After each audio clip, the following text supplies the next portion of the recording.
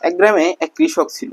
সেই কৃষক তার গরুর দুধের মাখন তৈরি করে তার জীবিকা নির্বাহ করত। সে তার তৈরি মাখনগুলোকে রোল আকারে তৈরি করে শহরের এক পাইকারি দোকানদারের কাছে বিক্রি করত। আর সেই দোকানদারের কাছ থেকে নিত তার জীবিকা নির্বাহের জন্য, তার বেঁচে থাকার জন্য চাল, ডাল, আটা, ময়দা, চিনি, সুজি, যা কিছু লাগে সবকিছু।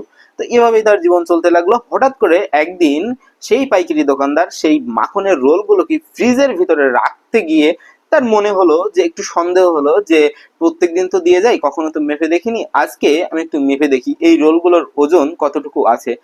তো সে রোলগুলোকে যখন দাঁড়িপাল্লায় ওজন করলো, ওজন করে দেখলো যে সেখানে 1 কেজির পরিবর্তে 900 গ্রাম আছে। এটা দেখেই তো তার মেজাজ খুব খারাপ হয়ে গেল। তো পরের সপ্তাহে যখন কৃষক সেই মাখনের রোল আবার বিক্রি করতে আসলো, তখন তাকে ধরলো এবং তাকে বলল যে, তোমার কাছ থেকে বাপু আমি আর জীবনে কখনো মাখন নেবো না, তোমার মতো একটা সিটার বাটপার লোকের সাথে আর ব্যবসা করা যায় না, এরকম একটা লোকের মুখও যেন আমার না দেখা লাগে। তো এরকম বিভিন্ন ভাবে তিরস্কার করলো। কিন্তু ওই দরিদ্র কৃষকটা ছিল খুবই সৎ। সে সততার সাথেই তার জীবিকা নির্বাহ করে আসছিল। কিন্তু এত কথা শোনার পরে গিয়ে সে আর চুপ থাকতে পারলো না। তখন সে তার সত্যিটা বলেই দিল। পাইকারি ওই দোকানদারকে দরিদ্র কৃষক বলল, বাবু আমি তো গরিব মানুষ, আমার মূলত ওই বাটখারাটা নেই।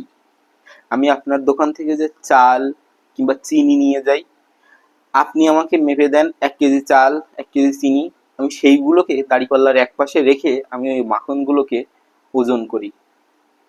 তো এই যে বিষয়টা, এটা থেকে আমরা কি বুঝতে পারলাম?